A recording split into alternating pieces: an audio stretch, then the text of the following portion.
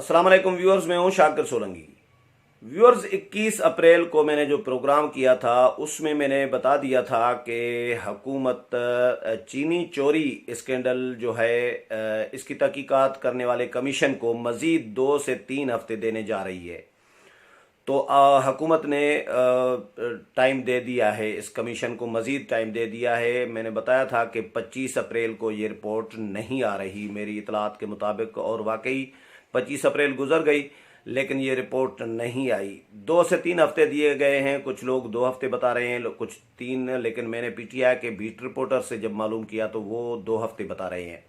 Media में कहीं 3 हफ्ते भी रिपोर्ट हो रहा है। बहरहाल टाइम दे दिया गया है, और हुकूमत क्या करना चाह रही है चीनी स्कैंडल की रिपोर्ट के साथ, एफआईए और तहकीकाती कमीशन क्या करना चाह रहे हैं, और फ्रांसिक जो ऑडिट है उसके आड़ में जहांगीर तरीन को बचाने की कोशिश की जाएगी, क्या किया जाएगा, इस पर भी बात करूंगा। और पीटीआई के अंदर जहांगीर तरीन के हवाले से क्या मामला चल रहे हैं, जहांगीर तरीन क्या करने जाएंगे, वज़ीर आज़म के जो करीबी रफ़ाकार हैं, साथी हैं, वो जहांगीर तरीन के हवाले से वज़ीर आज़म को क्या मशवरे दे रहे हैं, क्या, इस हवाले से सारी सूरत हाल जो है वो अपडेट करूंगा। लेकिन डिटेल में जाने से पहले दोस्तों से गुजारिश होगी कि जिन दोस्तों ने मेरा चैनल अभी तक सब्सक्राइब नहीं किया वो चैनल को ज़रूर सब्सक्राइब करें, ताकि आने वाली अपडेट्स जो हैं वो भी आपके साथ शेयर होती रहें। और अगर प्रोग्राम अच्छा लगे तो इसको शेयर भी करें, लाइक भी करें और कमेंट्स भी करें। तो व्यूअर्स, हुकूमत ने, वज़ीर आज़म ने टाइम दे दिया है 2 से 3 हफ्ते का, कम से कम 2 और 3 भी। कहा जा रहा है कि ये एफआईए के कमीशन ने, इस तहकीकाती कमीशन ने वज़ीर आज़म को दरख्वास्त दी थी कि फोरेंसिक ऑडिट के लिए हमें मज़ीद वक्त चाहिए। अब मैंने ये सवाल उठाया पीटीआई के दोस्तों के साथ कि जब एफआईए के तहकीकाती कमीशन ने 6 अप्रैल को ये रिपोर्ट पेश की थी वज़ीर आज़म को, और वज़ीर आज़म ने उनको कहा कि फोरेंसिक ऑडिट इसका कराया जाए रिपोर्ट का, और उसके बाद 25 अप्रैल को दिया जाए, रिपोर्ट पेश की जाए। तो क्या उस वक़्त एफआईए के इस कमीशन को नहीं मालूम था कि फोरेंसिक ऑडिट में टाइम कितना लगेगा, कितना लग सकता है, अंदाज़ा नहीं था?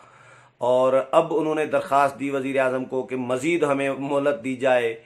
तो मेरा ख्याल है अंदाज़ा तो हो ही जाना चाहिए कि फोरेंसिक ऑडिट में कितना टाइम लग सकता है। उसी वक्त ही वज़ीर आज़म को कह सकते थे कि 25 अप्रैल को ये रिपोर्ट नहीं आ सकती, नहीं पेश हो सकती, हमें मज़ीद मोहलत चाहिए, मज़ीद टाइम चाहिए। लेकिन उस वक्त कमीशन ने मज़ीद वक्त नहीं मांगा था, ऐसी कोई बात नहीं की थी।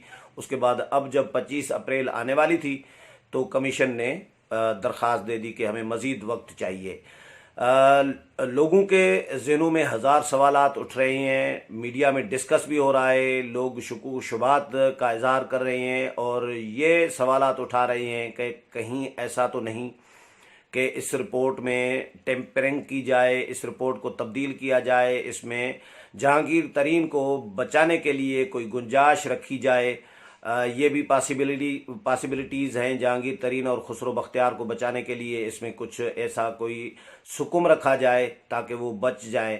और एफआईए को और नेब को भी जो है, शायद इसी वजह से नेब को भी शामिल कर दिया गया हो इसमें, नेब भी कूद पड़ा है ताकि नेब भी अपने तौर पर इन्वेस्टिगेट करे।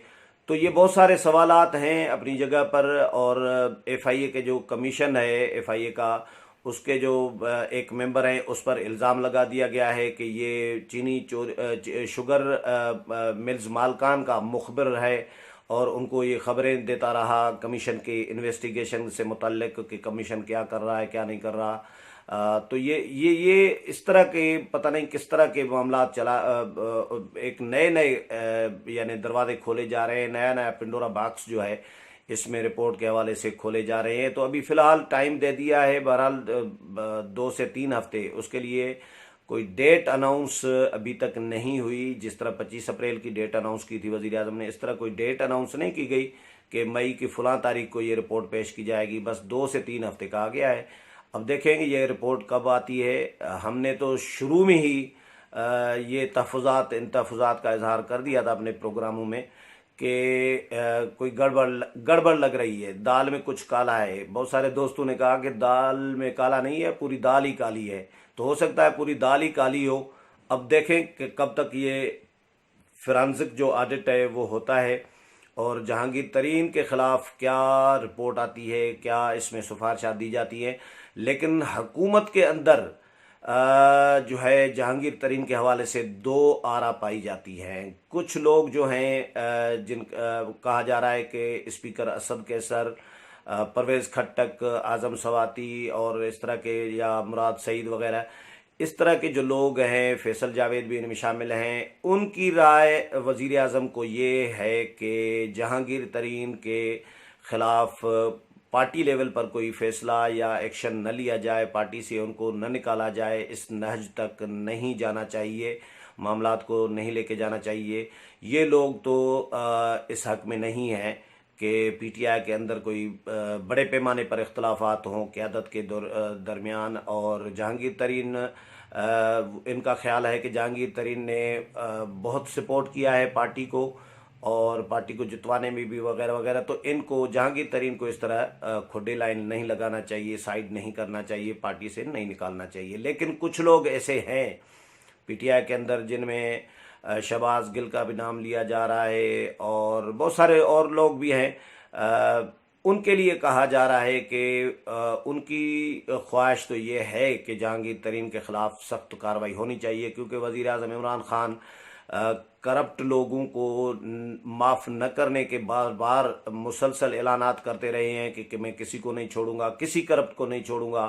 तो जाहिर है अपने जब करप्ट निकले हैं, अपोजिशन को तो वो नहीं छोड़ रहे, अपोजिशन को तो बड़े बड़े अपोजिशन लीडरों को, रहनुमाओं को जेल में डाल दिया था करप्शन के इल्ज़ामात में। लेकिन अब जब अपनी पार्टी का एक बड़ा जो है वो करप्शन में मुलविस निकले तो फिर तो कार्रवाई करनी ही पड़ेगी वज़ीर आज़म को। अगर कार्रवाई नहीं करेंगी तो लोग सवालात उठाएंगे, जिस तरह पहले बहुत सारे इश्यूज़ पर सवालात उठाते रहे हैं लोग, बीआरटी पर सवालात उठाते रहे हैं, असद उमर के हवाले से सवालात उठाते रहे हैं, या आमिर कियानी जिन्होंने मेडिसन महंगी की, 100 से 400% तक मेडिसन महंगी की, उनके हवाले से सवालात उठाते रहे हैं, खुसरो बख्तियार के हवाले से सवालात उठाते रहे हैं। तो इस तरह जो पीटीआई के ख़िलाफ़ जो इंक्वायरीज़ जो बंद पड़ी है नैब में, उसके हवाले से लोग सवालात उठाते रहे हैं। तो बहरहाल ये अगर जहांगीर तरीन के ख़िलाफ़ कार्रवाई नहीं होगी, इस रिपोर्ट आने के बाद, रिपोर्ट में सिफारिशात भी आती हैं, उसके बावजूद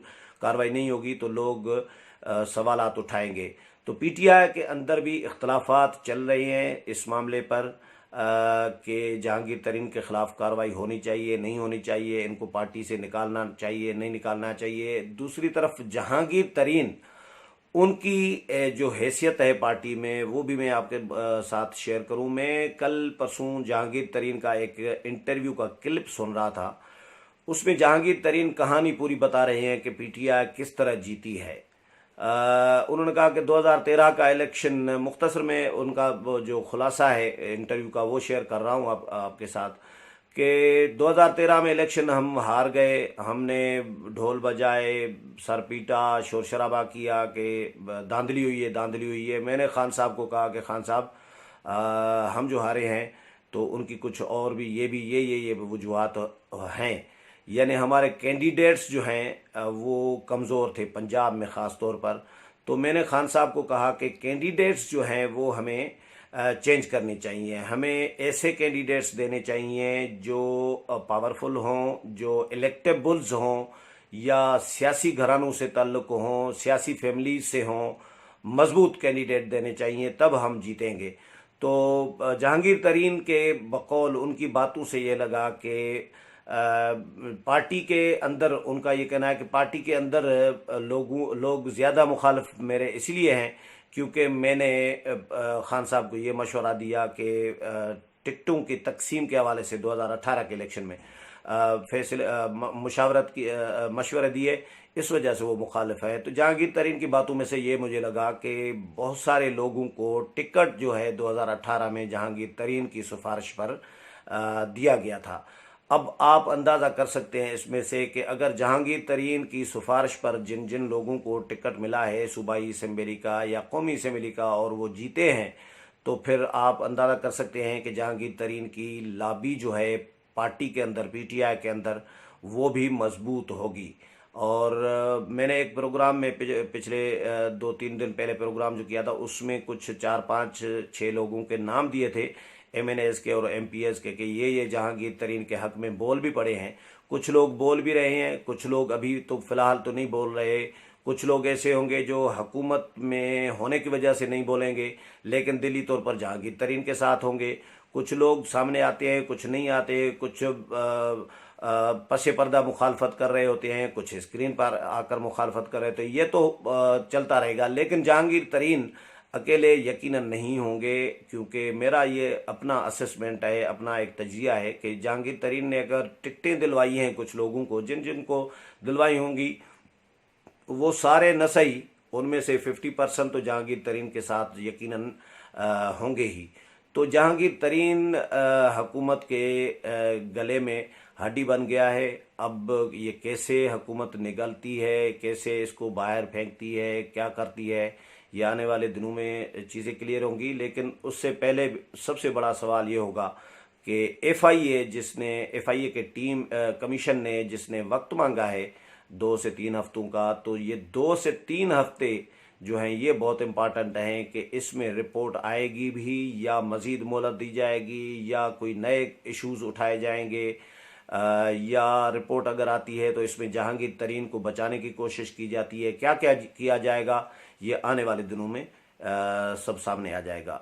उम्मीद है प्रोग्राम पसंद आया होगा। अगले प्रोग्राम में फिर मुलाकात होगी, तब तक इजाज़त चाहता हूँ। अल्लाह हाफिज़।